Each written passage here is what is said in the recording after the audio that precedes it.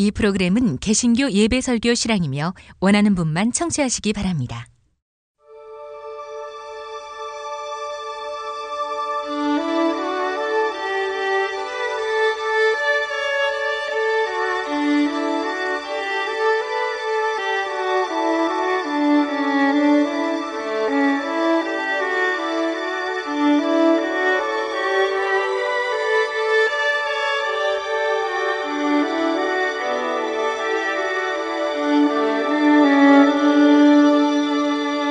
성서와 세상.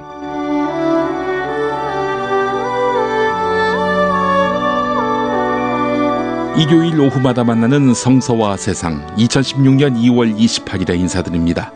매주 벙커원 교회 주일 예배 설교를 보내드리는 시간, 오늘은 예수 믿으면 진보된다라는 제목으로 저 김용민이 여러분과 함께하겠습니다. 불의한 세력과 싸우다가 미사 도중에 총에 맞아 세상을 떠났습니다. 희망의 예언자 오스카 로메로. 스코트 라이트가 쓰고 김군수가 번역한 희망의 예언자 오스카 로메로, 아르테에서 나왔습니다. 서울, 인천, 경기의 신축 빌라 타임즈에서 알차게 전해드립니다. 튼실한 사진, 지도 정보에다 현장 답사 서비스, 허위 매물에는 100만 원 보상까지. 빌라 타임즈를 검색하세요. 전국 방방곡곡 최고의 먹을거리를 모았습니다. 여기저기 가지 마세요. 팥가게면 됩니다. 팥가게에서 구매하시면 대한민국 농촌기업을 살린답니다. 팥가게, 인터넷에서 팥가게를 검색하세요. 팥가게. 한우 사고를 집어넣고 24시간 팔팔 끓인 곰탕, 연지연 곰탕. 어린이부터 노인까지 누구나 좋아하는 건강식 연지연 곰탕. 택배로 신청하시려면 010-7252-1114.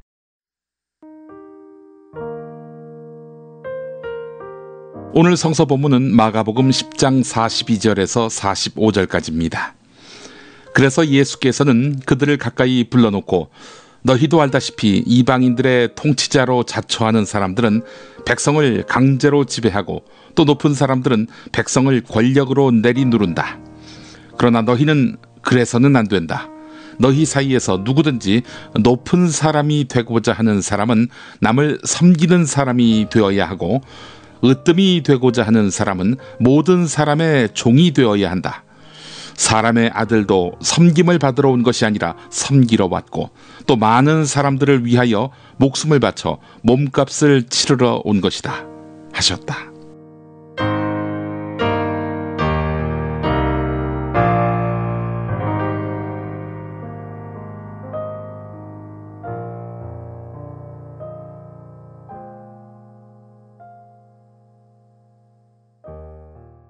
수년 전에 MBC가 알통 굵기가 정치적 신념을 좌우한다라면서 알통 굵기로서 진보와 보수를 나눌 수 있다는 연구 결과를 보도했습니다.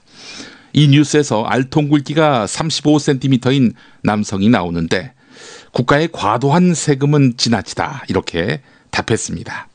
그리고 나서 알통 굵기가 그보다는 적은 31cm인 남성이 나와서 세금을 거둬서 가난한 사람들에게 나눠주는 것은 국가의 의무이고 책임이라고 답했습니다. 알통이 굵으면 보수, 알통이 얇으면 진보다. 이런 이야기죠. 이건 전형적인 일반화의 오류입니다. 이런 식이라면은 뚱뚱한 저 김용민과 친일파를 두둔했던 날씬한 이윤석 씨를 놓고는 보수는 날씬하고 진보는 뚱뚱하다. 이렇게 보도할 수 있는 거 아니겠습니까? 짐작하다시피 과장 왜곡입니다. 그 연구 결과 원본을 보니까요. 근육질의 남성일수록 자기 이익에 부합하는 정치적 의사결정을 하는 경향이 나타난다. 근육질인 사람은 계급에 따라서 정치 성향이 결정되지만 마른 사람들은 그런 경향이 훨씬 덜하다. 이런 내용을 담고 있습니다. 쉽게 이야기해서 근육질은 보수일 수 있지만 마른 사람은 보수일 수도 있고 진보일 수도 있다는 말입니다. 알통 굵기에 따라서 진보와 보수를 나눈 MBC의 보도는 연구 결과를 정직하게 전한 것이 아닙니다. MBC의 보도와는 다르게 정재승 카이스트 교수가 한겨레에 기고한 글을 보면 뇌의 두께가 진보와 보수를 가르는 주요 요인이라는 것입니다. 영국 유니버시티 칼리지 런던의 가나이 리오타 교수가 발표한 논문이 그렇습니다. 요약하자면 이렇습니다. 연구 대상이었던 보수 성향의 학생은 편도체 오른쪽이 두꺼웠다고 합니다. 여기가 공포 감정을 담당한다고 하는데요. 보수의 뇌는 공포심에 민감하다는 것입니다. 반면에 진보 성향 학생들은 전대상회가 두꺼운 것으로 나타났습니다. 전대상회. 여기는 외부 정보에 반응하는 것입니다. 진보의 뇌는 외부 자극에 반응한다는 것입니다. 말이 어려운가요? 진보 세력은 개혁과 변화를 추구하지요. 개혁과 변화야말로 안정 또 질서와는 거리가 있습니다. 전대상회가 두꺼워서 외부 자극에 반응한다는 말이 바로 그 뜻입니다. 반면에 보수 정치 세력은 사람들의 공포심을 자극하려 하지요. 그래서 누군가 우리를 쳐들어온다 혹은 누군가 우리에게 핵미사일을 쏘려 한다 또는 누군가가 테러를 일으키려 한다. 그래서 보다 큰 나라의 덕을 입어서라도 안보를 굳건히 해야 한다. 이런 말을 스스럼 없이 합니다. 자, 그런데 보수가 이야기하지 않는 것이 있습니다. 내가 갖고 있는 것을 지키고 싶다. 이것을 잃고 싶지 않다. 네, 이것입니다. 이것이 실은 보수의 핵심적인 이념입니다. 사실 내 가진 것을 지키고 싶고 잃고 싶지 않은 거야 인지상정 아니겠습니까? 하루아침에 재산을 잃고 하루아침에 존재 가치를 상실해버린다면 얼마나 잔인하고 혹독합니까? 여담인데요. 어느 인간이나 존재 가치를 부정당하는 것은 참으로 비참합니다. 진보 보수를 막론하고 별 볼 일 없는 사람들끼리는 상대를 그렇게 매도해서는 안 됩니다. 싸가지가 있어야 한다 이런 얘기입니다. 사실 가진 것이 없고 잃을 것이 별로 없을 때 사람은 매우 혁신적이게 됩니다. 사장한테 대들며 2번 쫓겨나다시피 한 제 철없던 20대 직장인 시절의 삶이 그랬습니다. 그러나 바르고 옳다는 칭찬을 들었고 용기가 있다는 찬사까지 받았던 저라도 천사도 흠모할 사회적 지위, 이를테면 권력자의 직함이 있거나 수조 원대의 재산을 보유한 재벌 총수의 지위를 갖고 있다면 저는 제가 어떻게 바뀔지 모르겠습니다. 대구와 평양, 지금은 각각 박정희, 김일성 숭배에 찌든 전 근대적인 정치 의식을 가졌다. 이런 날선 비판을 듣기도 합니다만 실은 해방 전만 해도 대구는 동양의 모스크바, 평양은 진보적 문물의 집산지였습니다. 대구에는 예컨대 박정희형 박상희 등 좌파 운동가가 많았습니다. 평양은 유교 문명으로 찌든 한반도 땅에 가장 빠르고 강하게 기독교가 확산됐습니다. 기독교 최초의 신학교가 평양에 세워졌고요. 평양 대부흥운동이 출발했던 지점이었습니다. 어떤 사상가는 그래서 이런 얘기를 합니다.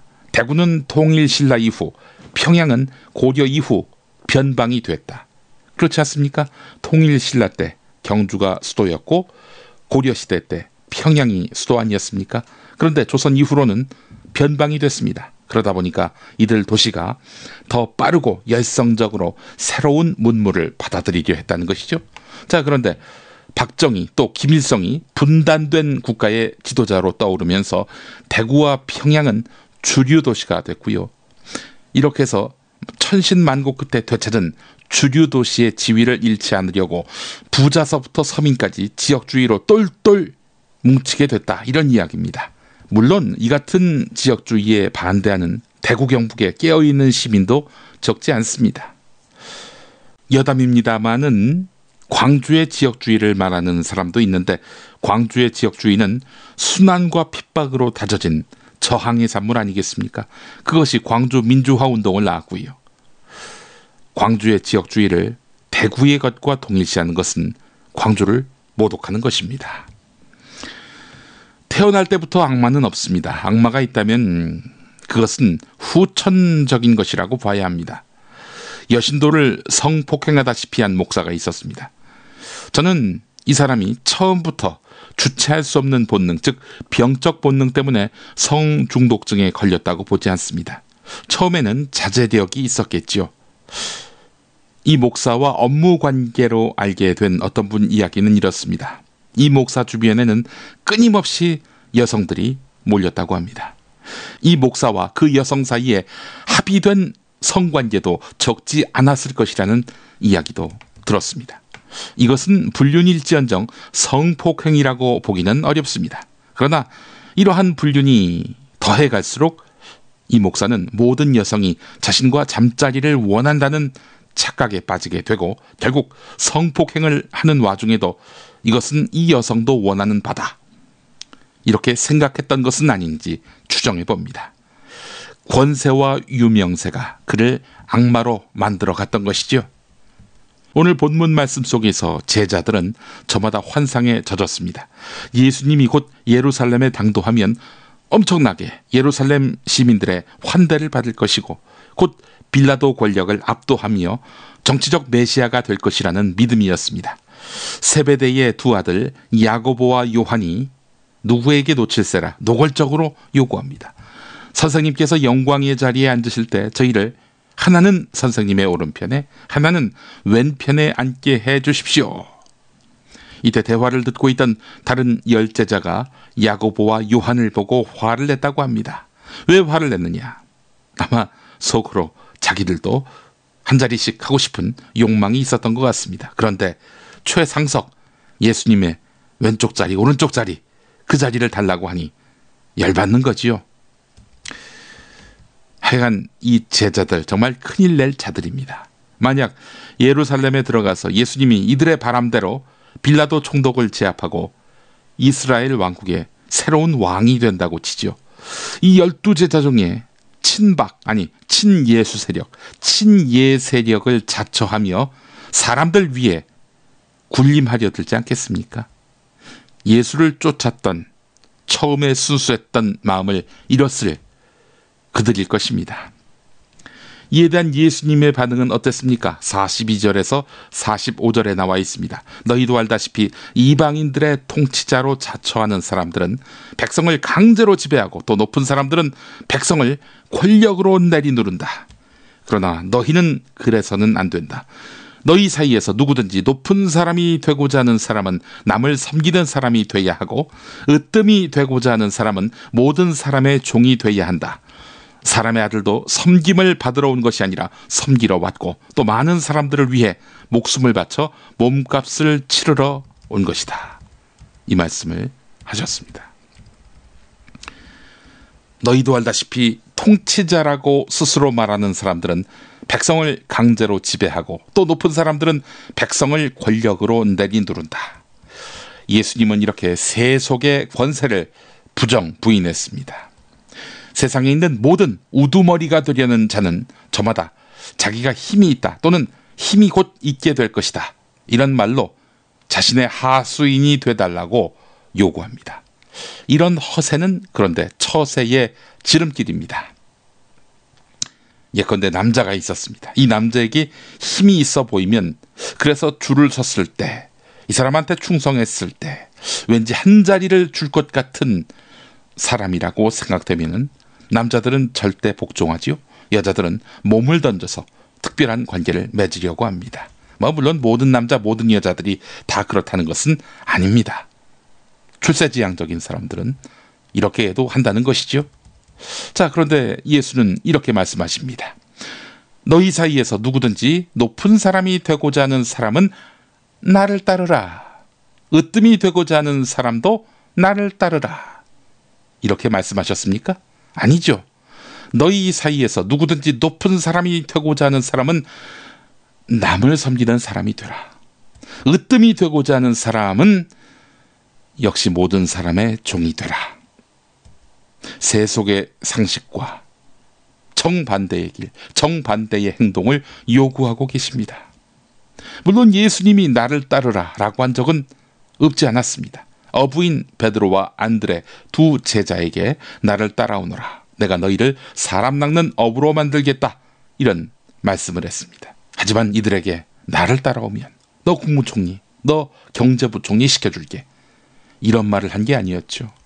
그런데 예수 주변에 사람들이 몰려들자, 또 예수가 신비한 능력으로 병들고 가난한 자들에게 희망을 주자 제자들은 착각합니다.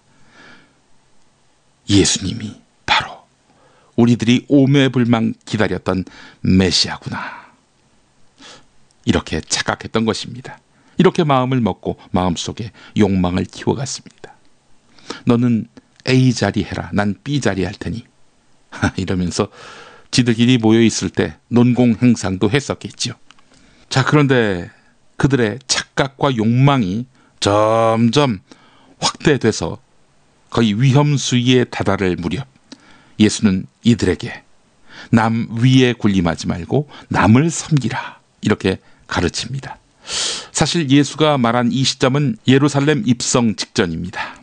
예수 사역의 활용 점정일 시기입니다. 따라서 수행하던 제자들의 결속력, 또 본인의 지도력이 그 어느 때보다도 중요한 상황이었습니다. 생각해 보십시오. 어느 대선 후보가 선거 직전에 참모들을 모아놓고, 야, 내가 곧 대통령에 당선될 것 같은데 너희들은 국물도 없어. 그러니까 꿈깨. 이렇게 말하면 어떻겠습니까? 심지어 고난도 예견합니다.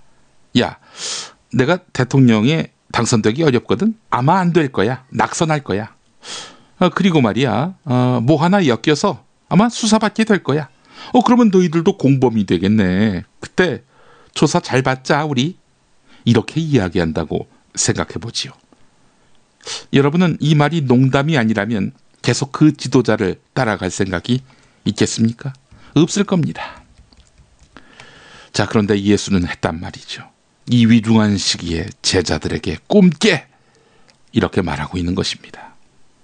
이 말씀은 오늘날 예수를 믿는 모든 사람들에게 동일하게 적용할 수 있습니다. 당신들 예수를 믿으면 당장 현세에서 복을 받을 수 있을 것이라고 믿는가? 아니다. 도리어 당신들은 당신들의 복을 포기하고 가난하고 병든 백성을 섬기라. 당신들에게 이 땅에서 의무만 있을 뿐이지 권리는 없다. 이런 말을 듣는다면 예수 믿고 복 받으려던 분들 만정이 떨어져서 교회에 등질 것입니다. 사실 남을 섬기라, 이 말씀은 최근 추가된 것이 아닙니다. 예수의 입 밖으로 나올 때부터 지금까지 우리에게 전달되고 있는 말씀입니다. 권력과 등지고 섬김의 길로 나서라는 이 말씀을, 하지만 많은 그리스도인들은 그냥 의례적으로 하신 말씀 정도로 인식합니다. 그러면서 새해마다 입시철마다 복 주옵소서라면서 정성을 드립니다. 자, 그렇다면 예수를 믿으면 복이 온다는 말이 거짓말이냐? 고난만 있느냐? 아닙니다. 예수를 믿으면 행복해집니다. 그런데 그 행복을 세상 사람들 기준에서 찾으면 곤란합니다. 세상 사람들 욕망에서 찾으면 곤란합니다. 통상 세상 사람들 욕망은 이러하지요. 재산이 많아지고 건강해지고 권력을 누리게 되고, 이게 행복이라고 믿습니다. 자, 그런데 이건 땅의 행복일 뿐입니다. 하늘의 행복은 다릅니다. 하늘의 행복은 단언컨대 혼자서는 찾을 수 없는 것입니다. 혼자 재산 많아지고 혼자 건강해지고 혼자 권력을 누리고, 이게 진정한 행복이라고 믿었는데 그렇지 않다는 겁니다. 공동체가 번영해지고 공동체가 건강해지고 공동체가 함께 이익을, 권리를 공유하는 이런 세상, 이런 세상에 진정한 행복이 있다는 것입니다. 그게 뭐겠습니까? 민주주의죠. 공정사회지요. 그렇습니다. 하늘의 행복은 단언컨대 혼자서는 찾을 수 없는 것입니다. 공동체에서 찾게 되어 있습니다. 그러면 어떻게 되느냐? 부를 독식하지 않습니다. 이웃과 나눕니다.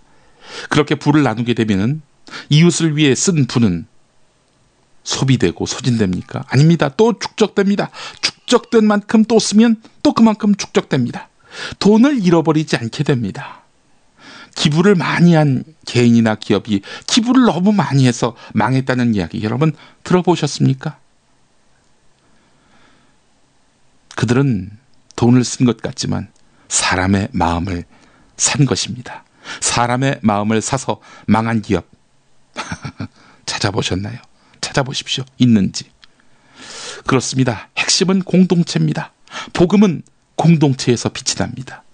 또 진보 역시 개인이 아닌 공동체에서 구현됩니다. 이게 중요합니다. 진보는 공동체에서 구현된다는 사실.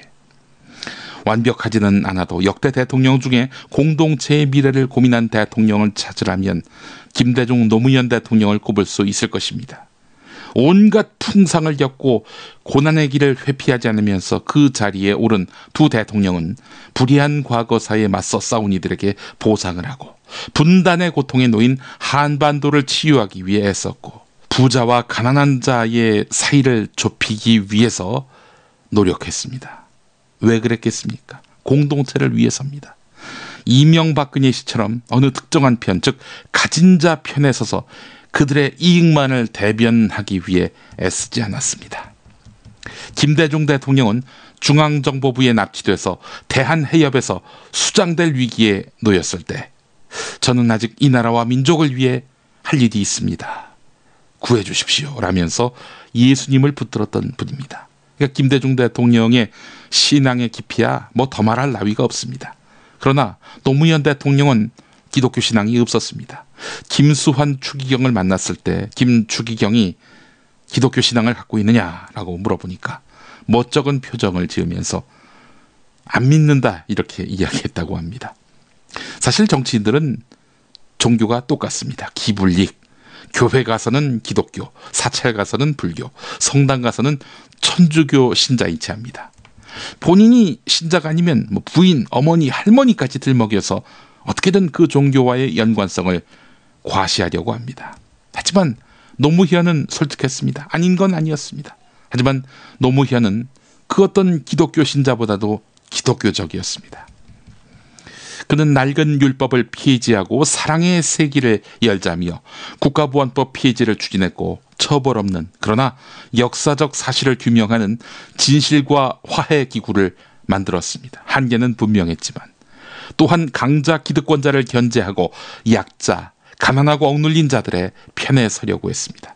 그래서 종합부동산세를 만들고 사학, 재벌, 언론 권력을 견제하기 위한 제도도 만들었습니다. 수도 이전까지 계획했었죠. 한계는 분명했습니다만 저주와 망령이 판치는 세상을 뒤엎기 위해서 스스로 부엉이 바위에서 몸을 던졌습니다. 이걸 자살로 보는 사람들도 있지만 아닙니다. 자결로 봐야 합니다. 변호사이기도 한 노무현 대통령은 자신에 대한 비리 수사가 끝내 무죄로 끝날 것을 알고 있었지만 대법원까지 가서 무죄로 판결난다 한들 그때쯤이면 자신의 명예회복은 됐을지 몰라도 이 나라 민주화 세력 전체가 처참하게 도륙돼 있을 것을 알고 있었습니다. 그래서 그는 진보의 가치를 지키기 위해서 자기를 희생시켰습니다. 세상의 불의와 죄악을 일거에 씻기 위해서 스스로 희생한 예수를 깊이 성찰한 흔적이 보이지 않습니까? 3명이나 됐던 장로 대통령은 과연 이 같은 무신론자 대통령에 비해서 얼마나 대의를 따랐고 성찰에 능했고 자기 희생도 마다하지 않았고 공동체의 가치를 소중히 여겼을까요? 즉 예수의 뜻에 얼마나 부합했을까요?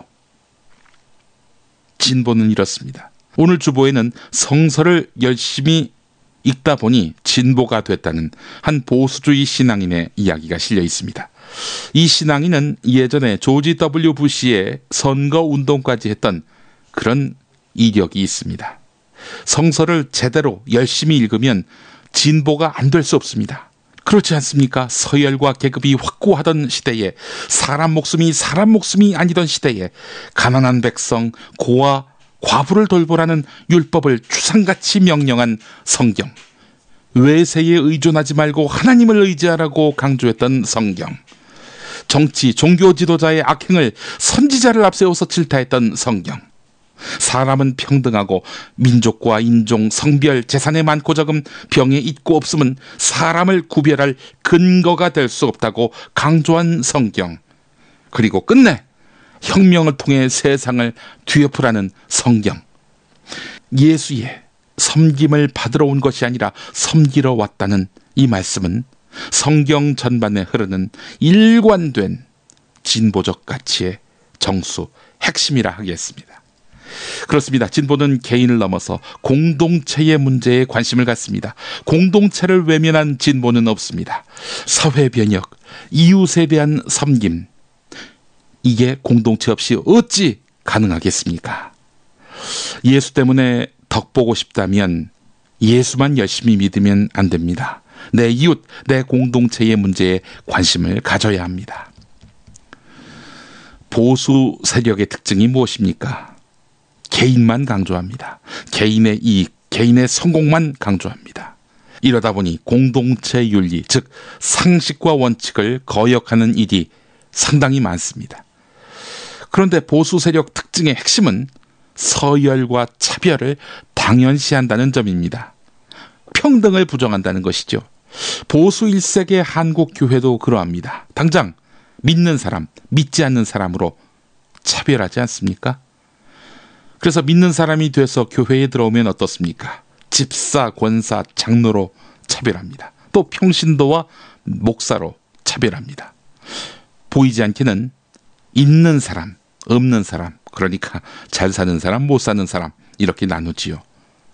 가장 기막혔던 것이 방언할 줄 아는 사람과 방언할 줄 모르는 사람으로 나누는 것입니다. 저 어렸을 때 한 기도원에 갔는데 그 원장이 방언할 줄 모르는 사람들을 향해서 개새끼들이라고 하더군요. 하나님이 그런 거 따집니까? 보수 세력의 특징 가운데 하나는 공동체를 잊게 만들고 개인만 보게 하는 특징이 있습니다. 이명박 씨가 대선 후보 때 여러분을 부자로 만들어 드리겠다라고 했지요. 아, 이명박 씨가 나를 부자로 만들어 주겠다는 이야기인가? 라면서 환상을 갖게 됩니다. 여러분, 이명박 씨 덕에 부자가 된 분 있습니까? 박근혜 씨는 어떻습니까? 당신이 아닌 불순분자, 테러를 야기할 우범자에게만 테러 방지법이 위험할 뿐이다 라고 말합니다. 자, 그런데 그 우범자는 누가 결정합니까? 국가정보원장이 결정합니다. 제멋대로 어느 누구의 구속도 받지 않고 우범자를 결정합니다. 가뜩이나 박근혜 씨 심기 경호하기 바쁜 사람들에게 테러 우범자가 누구겠습니까? 정권에 대해서 듣기 싫은 말을 하는 사람이 우범자겠지요. 각하 심기에 테러를 가한 것이니까요. 테러 방지법을 반대하는 것은 내 문제이기도 하지만 우리 공동체를 위한 문제이기도 합니다. 이런 유머가 있습니다. 테러 방지법은 테러리스트를 잡는 법이다. 근데 그게 너일 수 있다. 물론 테러리스트가 아니면 상관없다. 근데 테러리스트인지 아닌지를 너를 털어봐야 알 수 있을 것 같다. 그러니까 일단 너를 털어보겠다. 1971년 1월 공화당 의장이던 정구영 씨는 벤자민 프랭클린의 이 말을 인용하면서 탈당합니다. 안전을 얻기 위해 자유를 포기하는 국민은 어느 것도 얻을 수 없다라고 말이죠. 어제 잠깐 MBC 무한도전을 보는데 앵커 출신 조정민 목사가 나왔습니다. 개인이 아닌 공동체 속에서 행복이 발견된다라는 말을 했습니다. 개인의 속죄, 개인의 구원 문제로 복음의 지평을 가두는 분이 계십니까? 공동체, 사회에서 정의가 실현되지 않으면 당신이 아무리 은혜 받더라도 그 복음은 반쪽에 불과합니다. 온전한 복음을 구현하기 위해서 이 질곡의 세월을 직시하고 고난받는 사람들과 함께할 줄 아는 그리스도인이 되어야 합니다. 공동체, 성경, 진보에 기반한 그리스도인은 이 세상에서 테러를 획책하는 자들을 준엄하게 꾸짖지만 테러가 발생하게 된 원인, 또 원인 제공자에 대해서도 주목합니다. 그 원인, 또 원인 제공자가 없었다면 테러가 있었겠습니까? 그 원인을 없애는 것, 그것은 무엇일까요? 모든 차별과 배제를 거부하는 것입니다. 모든 차별과 배제를 거부하기 위해서는 개인의 욕망을 추구하던 그간의 길을 버리고 공동체의 뜻과 공동체의 화합을 이루는 그 길을 선택해야 합니다. 공동체 없는 신앙, 공동체 없는 복음은 없습니다. 그렇기 때문에 예수를 알면 알수록 진보가 될 수밖에 없다는 것입니다. 우리 모두 예수의 복음을 직시하는 신앙인이 됐으면 좋겠습니다. 참치의 맛은 좋은 참치가 좌우합니다. 구이동 대양 참치가 그렇습니다. 무한 리필에 더한 무한 감동. 직접 경험해보세요. 구이동 대양 참치 02-455-8087. 재미있는 쇼핑몰. 그런데 실생활에 굉장히 유용한 쇼핑몰. 재미월드입니다. 어떤 제품이 있는지 궁금하시죠? 검색창에서 재미월드를 입력하세요. 재미월드. 수면 무호흡, 심한 코골이 이제 걱정 마세요. 여행, 군생활, 찜질방에서도 확인된 코골이 방지기구 코골이 119 1566-0783 1566-0783. 술자리 많은 요즘 3차까지 달린 당신을 위한 필수품 전창걸의 새싹 땅콩차. 이제 속쓰림은 잊으세요. 070-8635-1288 070-8635-1288. 정말 맛있다. 이 말 한마디면 모든 게 설명됩니다. 30년 전통 자연의 이로움을 담은 김치 이담채 김치 1544-4586 1544-4586.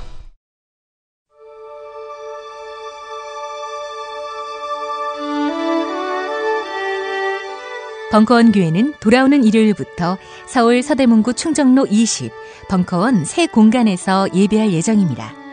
당일 아침 11시에 뵙겠습니다.